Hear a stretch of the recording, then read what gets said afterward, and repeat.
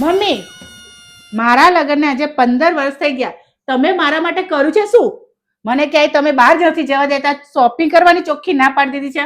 અને એ પાછું મારા ફોન પર વાત કરી હોય તો એમાં પણ તમારી પરમિશન લેવાની. અને કંઈક કહીશું એટલે મોઢું ચડાઈને બેસી જશો. બસ મારી વાત સાંભળતા જ નથી. કંઈ કહીશું એટલે જતું રહેવાનું બધે.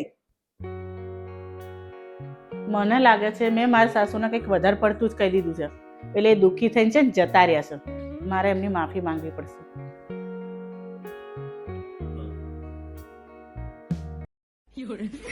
મમ્મી, મારી ભૂલ થઈ ગઈ. મમ્મી, મને માફ કરી દો.